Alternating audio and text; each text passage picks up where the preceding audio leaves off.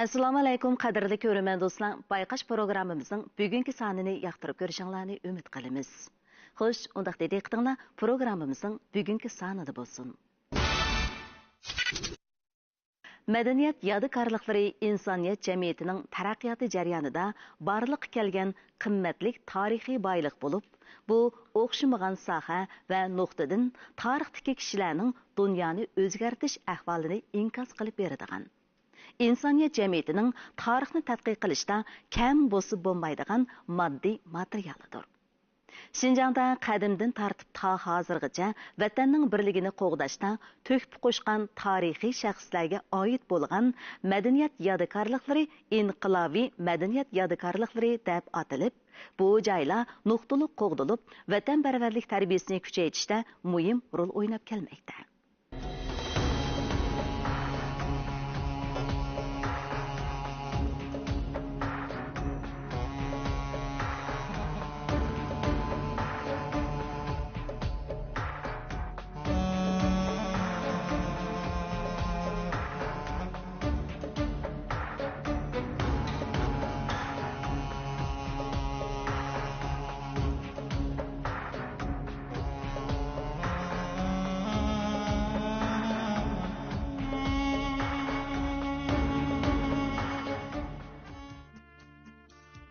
Tarım uymalığının g'arbiy janubiy kirviga joylashgan qadimiy bo'stonliq Qashqarining qadimdan buyon Yipak yo'lining janubiy va shimoliy yo'linishidagi muhim tugun bo'lganligidek alohida jug'rofiyalik afzalligi asrlar davomida bu qadimiy makonni ko'p xil madaniyat, ko'p xil millat, shundaqla ko'p xil til yoziqlarning o'zaro uchrashish nuqtasiga aylantirib, ko'p qatlamliq, ko'p qirliq, mo'l mazmunliq, rangarang madaniyatlarning xurushlari bilan yo'g'rilgan.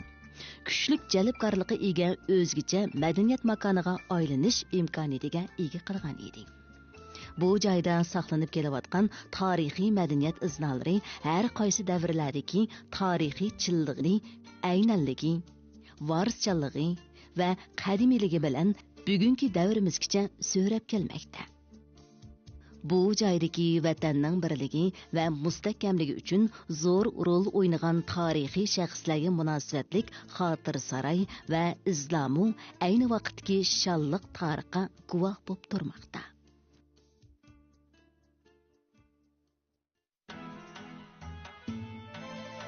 İnqilobiy madaniyat yodikorliklari ichidagi siyosiy ehtiyoj sababidan barliqqa kelgan alohida bir tur bo'lib hisoblanadi. Banchov xotira bog'chisi, ya'ni Pantov shahri Qashqar shahrining sharqiy janubiy burchiga, Tuman daryosi bo'yiga joylashgan bo'lib, Askisor shahri deb ataladi. Pantov shahrining tarixi elimizning sharqi xan davridagi mashhur siyosiy, harbiy olim, diplomat Banchovning ismi bilan zich bog'langan. Qashqar shaharlik hukumat Banchovni aslash uchun Askisor qadimiy shahri xarobasiga Banchov xotira bog'chisini qurgan.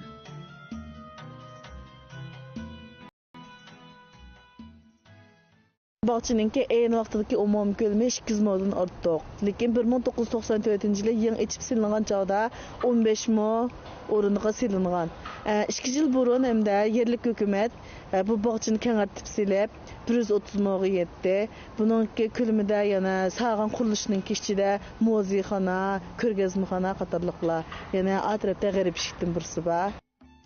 Banchov xotira bog'chisiga egizligi 3,6 metr keladigan Banchovning haykali hamda 1,9 metr egizlikdagi 36 chavandozning haykali qator qilib turg'izilgan.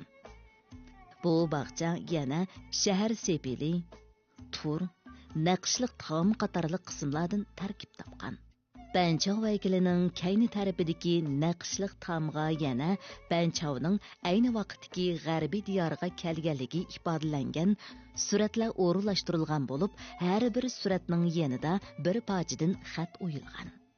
Bu xat shu rasmni tushuntirib beradigan mazmunni ifodalagan. Men oldimda birinchi suratni so'zlab beray. Birinchi suratning ismi Chongchening g'arb diyoriga elchilik qilishi degan gap. Zhangqian bo'lsa G'arbiy Han sulolasi yashab o'tgan, tunji qatim G'arbiy Diyarga elchilik kelgan kishi. Hem İpek yoluna çıkan kişi.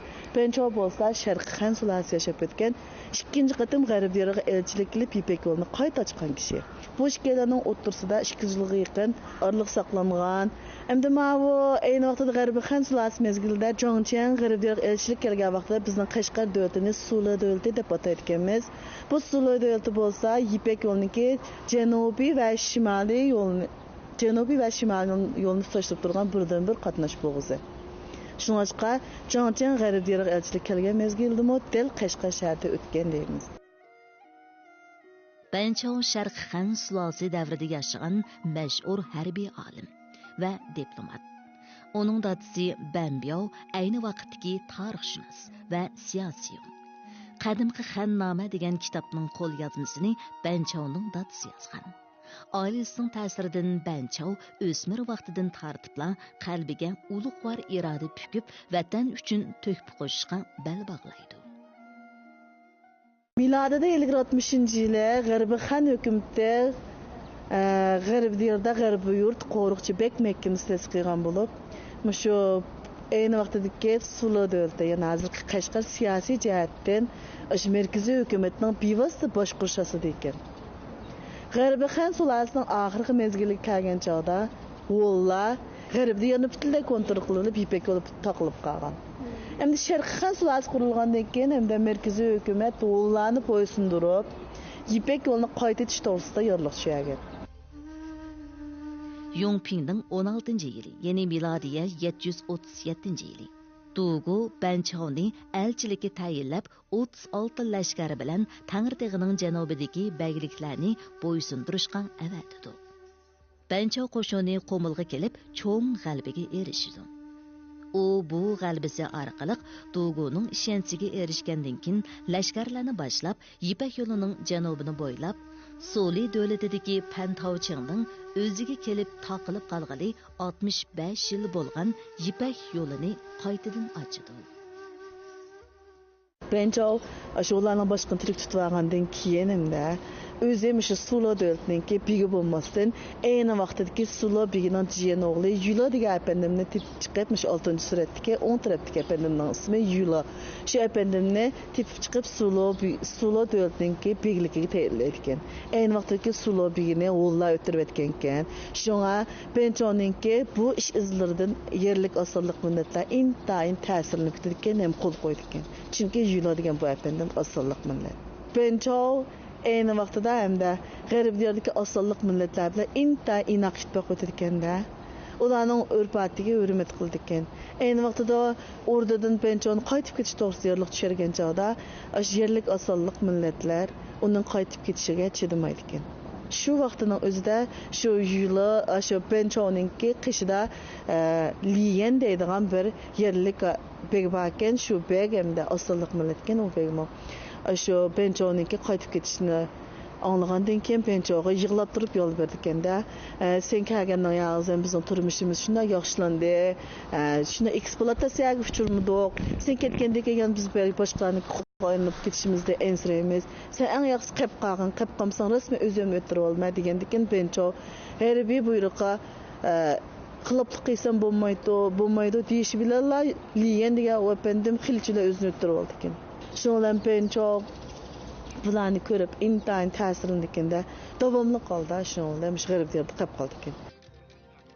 Banchao Sulida turgan vaqtida foydalanishga bo'ladigan barliq kuchlardan foydalanishga, ittifoqlashga bo'ladigan har millat xalqi bilan ittifoqlashga ahamiyat berib, Shimoliy Hollarning kuchini eng zo'r darajada yetim qoldirib, uningga zarba berdi. Necha 10 yil uzilib qolgan Ipak yo'lini qayta ravonlashtirib, G'arbiy yurtning o'ttir tuzanlik bilan bo'lgan siyosiy, iqtisodiy, madaniyat almashtirishni taraqqiy qildirib, Suli davlatining dehqonchilik, chorvachiligini asliga keltirdi. G'arbiy diyorining o'zida 31 yil. Qashqarda, ya'ni Pantaoching shahrida 17 yil turgan Banchao 71 yoshida yurti Loyanga qaytib, 2-yili kasal sababidan olamdan o'tgan. Banchov xotira bog'chasidagi bu naqshliq tomga o'yilgan rasmlar Banchovning g'arbiy diyoridagi butun ish faoliyatlariga simvol qilib chizilgan bo'lib, tarixiy manbani aniq yo'ritib beralaydi. Endi men ostidagi suratlarniki hammasi 2000 yil ilgirki osonliq millatlarniki urf odati shundoqla so'z tiqishlarning hammasi shu ostidagi suratlarda tasvirlab berdi. Banchov xotira bog'chasidagi hayvatlik 36 lashkarining haykalimi bu bog'chaga alohida husn qo'shgan. Maşik tarafda 18. cemi 36 leşkerinin heykeli var. Şömüş leşkerler aynı vaxtıda Banchov otu tuzaktan pilla ilip gelgen leşkerler. Aslında hemmeylerinki mensep namısı var. Mensep namısının tuzluş tertibi yukarıdan tövengiçe. Yani Banchov yıkıllarındaki mensepi şunçu yukarı, tövenlerinki şunçu töven. Aldıklarınki hemmeylerin kalem bile şoğullandıqallar, ağırdıklarının hemisi elem bile şoğullandıqallar. Bu joy yana Pantauching debmi ataladigan bo'lib, uning ma'nosi harbiylar turishliq muhim baza degan ma'noda. Pantauchingning asli o'rni Qashqardagi Askisar qadimiy shahri bo'lib, bu xotir saroyning yon tarafida Askisar qadimiy shahri xarobasining ozg'ina sepil tomlari saqlanib qolgan. Bu Anjan tomning ostidagi kang ketgan sepil tom ayni vaqtda qolib qolgan birdan-bir sepil tom iznasi. Bu tom 2000 yildan ortiq tarixga ega. Bu tomning hozir saqlanib qolgan qismi 208 metr, kengligi 3 metr bo'lib, bu aslidagi Askisar qadimiy shahrining sepil temi bo'lib hisoblanadi. Tarixiy manbalarga asoslanganda Askisar qadimiy shahri milodiyadan ilgirki 206-yilidan milodiya 8-yilgacha bo'lgan davrdagi Suli bayligining markazi bo'lgan.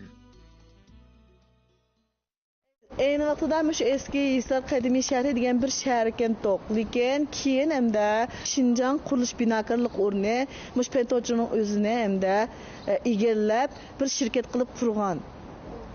Keyin enadiki 1956-yili ayni vaqtidagi hamda eski Hisar qadimiy shahrininki iznasiningki bog'liqi boy qolgandan keyin asldagi sepiltamni 1956-yili Abdum rayon darajali qo'llanadigan madaniy yodgorlik o'rni deb bekitilgan.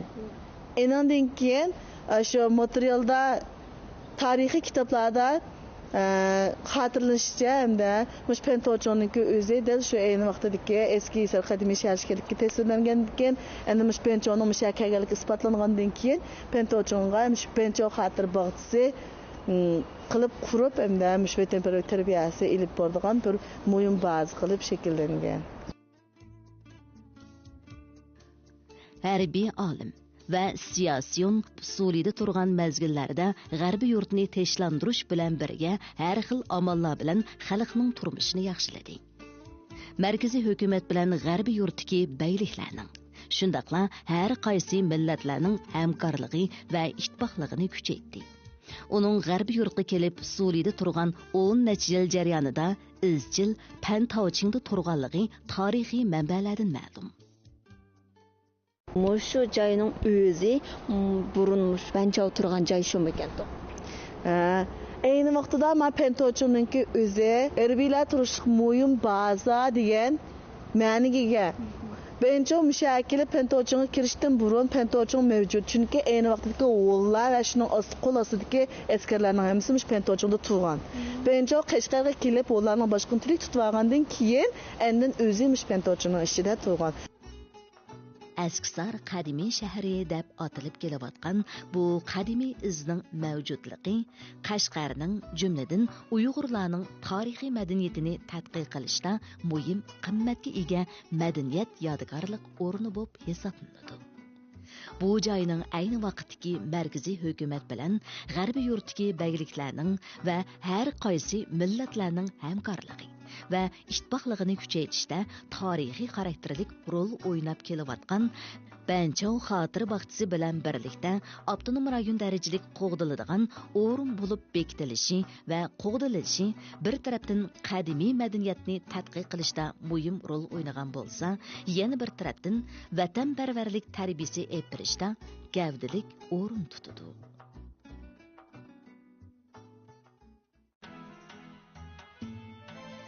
Qashqarning tarixiy madaniyat yodikorliklaridan foydalanib, keng xalq ommasiga vatanparvarlik tarbiyasi, millatlar ittifoqligi tarbiyasi olib berish, Qashqarning tarixiy madaniyatini to'g'ri tadqiq qilish, shu orqali qadimiy madaniyatlik shahar Qashqarni texmi yaxshi atrofliq tashviq qilishda mana mushundoq qadimgi xaroba izi, mashhur shaxslar, xotira markaziga o'xshash joylarning o'ynaydigan roli intayin cho'ng. Bu joylar tarixiy ahamiyati jihatdan jonliq vatanparvarlik tashviqot tarbiyasi ahamiyatiga ega bo'lib qolmasdan, balki Qashqarning tarixiy madaniyatining umumiy ahvoliga nisbatan umumiy yuzlik to'g'ri tushunchaga ega bo'lishdimi, zarur material asosiy ham manbasi bo'lib hisoblanadi. Endi bu bog'chani qurishdagi asosiy maqsadimiz Şinjan ezelden tartib vatanimizdan ayrılmaz bir kısım işkilikini ispatlaş. Bu bolsunma bir milletleşbarlık terbiye bahsi, şundaqla vatanperverlik terbiye bahsi.